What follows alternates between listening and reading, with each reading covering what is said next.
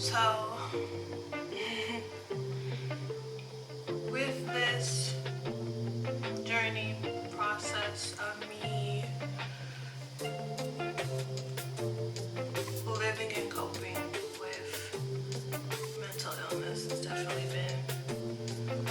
it's been very difficult. Um,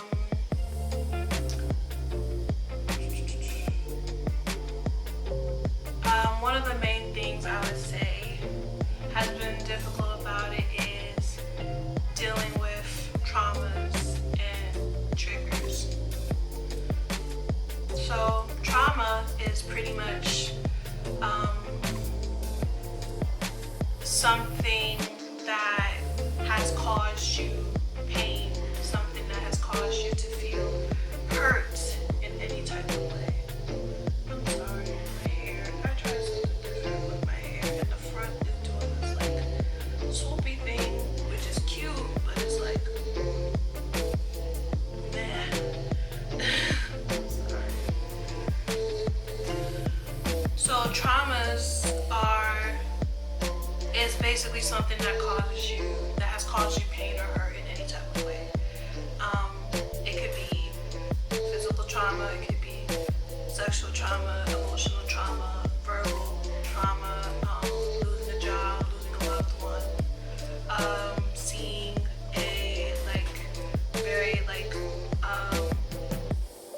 seeing a car accident, seeing someone get killed. That is what trauma is.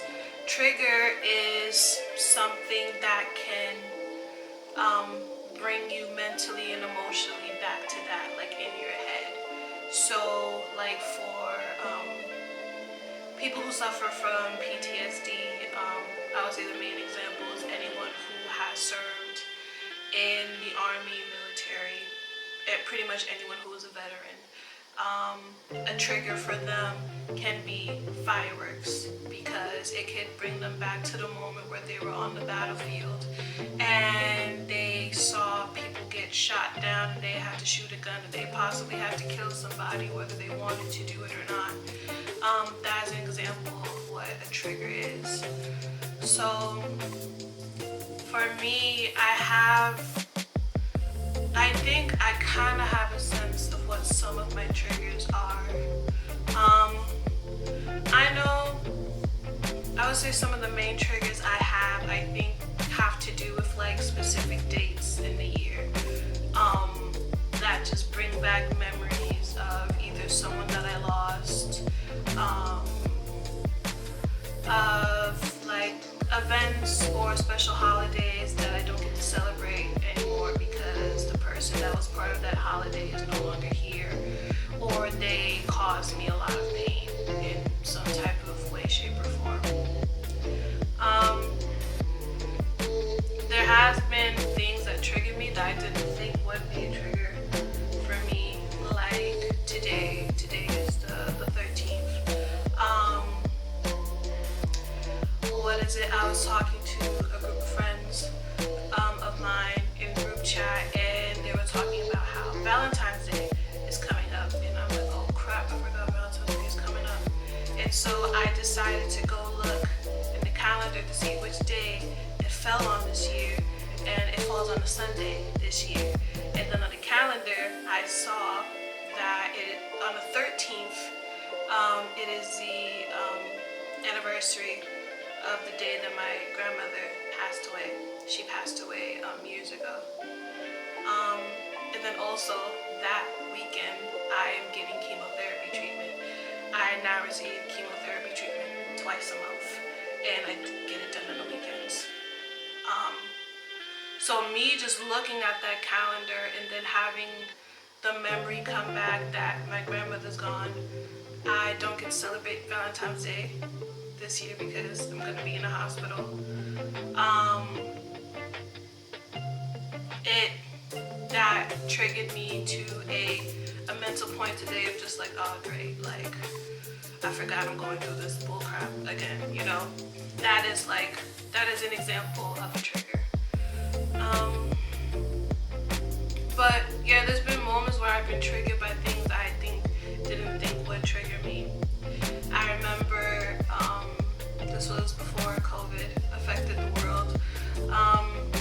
In my church, they were doing a baptism, and it was this like young girl. She was getting baptized. I didn't know her, but it's a happy thing to see people get baptized, that they make that decision to make a public declaration to the world and to like their friends and family that is like, I'm saying yes to God. It's a beautiful thing. And I was sitting like close to the front. I want to say like the second row, and next to me, like in the aisle. So I was sitting like pretty much at the end, like where like the aisle is. Like I was sitting like there in the row, and there was a woman in the middle of the row. She was like more like an older woman, and she's crying.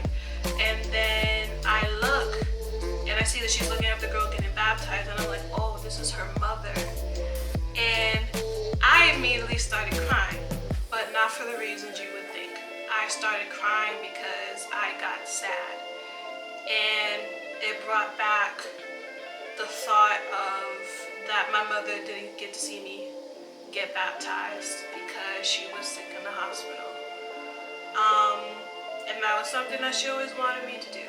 And for a lot of things, a lot of accomplishments, certain things here and there, like my mother wasn't there with me. In my relationship with her, it went from like being mother-daughter to being like caretaker, like nurse and like patient, because it was the point to where she just got really, really sick. It was just kind of like a domino effect of different things that had happened to her physically. And I ended up just being the person that would I pretty much went to almost every appointment with her. I would help her get out of the wheelchair, get onto the hospital bed. Like when we would take the cab to the hospital appointments, I would help her in and out the cab. It was to the point where I was helping her shave, helping her wipe herself down to clean herself, helping her use the bathroom, feeding her. So that mother relationship element, it got lost. And me seeing that moment of this woman seeing her daughter getting baptized, it triggered me, and it just had the thought come to my head that I was like, oh, you didn't get to have that. So that's another example of the beginning of when my whole journey with mental health started. Is when I was heavily involved in ministry in my former church, the church I used to go to. And this was in the year 2016. November of 2016 is when I put myself in the psych ward. And funny enough, I was in the psych ward 2 weeks before my 21st birthday. 22nd birthday that year.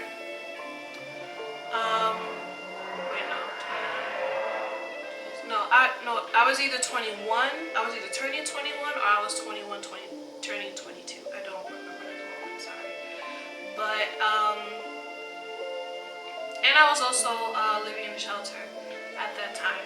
I was very heavily involved in ministry. I was part of the worship team. I was a Bible class teacher.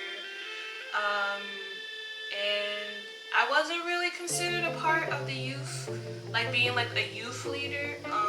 People would say that because I was a worship leader, whatever, and I pretty much had to be there for whatever event was going on.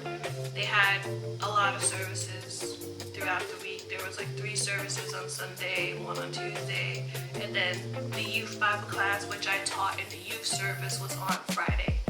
And with all that, I had to make sure that I was still getting back to the shelter on time so that I wouldn't lose my bed. And with me coming out of the hospital, on top of that, it was a lot. And I just felt like I wasn't supported in the way that I should have been. I had tried to talk to a few people in my former church to tell them of emotionally of how thoughts I was thinking and how I was feeling. also, I didn't tell a lot of people that I was even in the hospital. That was my decision. I didn't want a lot of people knowing that I was in the hospital. I had a group of people that knew that was what was going on with me, but other than that group of people, I didn't want a lot of other people knowing. And the few people that I did try to like get some type of guidance, help from in the church, they just gave me answers or responses that you shouldn't give someone to that is dealing with mental illness, mental health issues of any kind. Responses like, oh well, clearly, this is like a clear sign that you must have fell into sin. Like, you need to get your prayer life up. Like, you probably just need to fast. Like, this is nothing but the devil. Like, you're dealing with the spirit of iniquity. I got all those responses. And, I just didn't feel supported. And mind you, I'm still having to uphold my responsibilities of my leadership roles that I had. And it just got to a point where I just got tired. I got tired. And even to the point where I didn't feel the Spirit of God anymore, like how I used to. And I would be teaching Bible class, and I would be up in the pulpit, like leading worship songs. And then when I get down off the pulpit, people would tell me like, "Oh, like that was so beautiful. I received from you so much," and da da da da. But then I didn't care about that because one, I didn't feel God like I used to, and two, I had to rush back to the shelter to get back there before 10 p.m. Also, my shelter was in Manhattan. My old church was in the Bronx. And the travel time was like 45 minutes to an hour just by train. Well, public transit in general. And I was just like, yo, I need to take a break. I told God, I was like, yo, I need to take a break. And that break turned into me not attending any type of church for 3 years. Did I intend for that to happen? No. But am I happy that happened? Absolutely. When I look back at it now. Those 3 years was a point in time that I really needed. I would say one for my mental health, and also my physical health wasn't good at the time either. I was dealing with cancer for the first time at that period of time. Dealing with that, my mental health, I was dealing with family issues, and of course it still kept my relationship with God intact, even though I wasn't attending a service at the time. But it did lead to me thinking that, I didn't need to attend a physical service at all, which is obviously like a former church hurt that I had formed. Now I don't have church hurt anymore. 2019, in the summers when I found the new church that I go to now, and I love my church very much. They just have a true sense of community and family, and they actually care and recognize and see the significance and value of people who have mental health issues.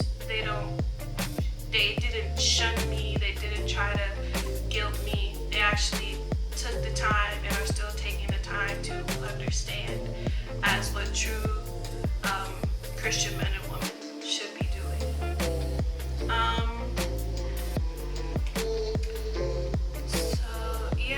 Leading up to this point, where I'm at now, obviously with like COVID and everything, my church is doing the online services, and the way my mental health state is now, it doesn't get easier. Especially like being in a space where, I was already like alone because I live alone, but I am doing church alone from my house. I am working from home in my house. I am again like living alone by myself in my house, and then the end of the day, well, during the whole day, I am still dealing with my struggles of my mental illness. And it's like every day I'm like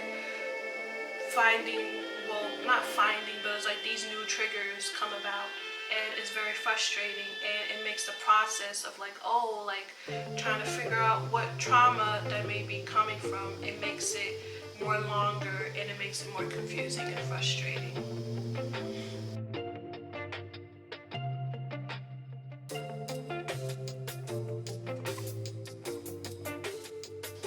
I am currently not on medication. I used to be on medication. The first medication that I was ever on was called Celexa, which is a mood stabilizer. Yeah, it's a mood stabilizer. That was the medication that was given to me when I was in the psych ward in 2016. And I took that, and I did notice a good change to where I was more calm and I was more relaxed. But then there was days where I just felt like the only zombie, and I was literally like Walking Dead some days. And it increased a lot of the negative symptoms for me with my depression. The main one being that I was getting more and more vivid, more graphic suicidal ideations in my head. And so because of that, I immediately stopped taking it.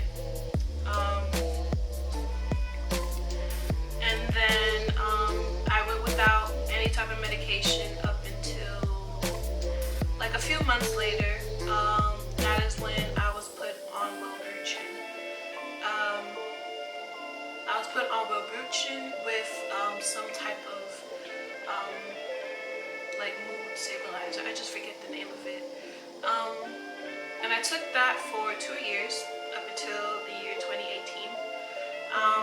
And that didn't do anything for me. It didn't do any good thing, didn't do any bad thing. I stayed the same. And even with they increased the dosage, there was still no effect. And so since 2018, I have not been on any type of medication for any of the mental illnesses that I deal with. I hope you guys enjoy today's video. I know it's been a very long time since the last time I posted a video.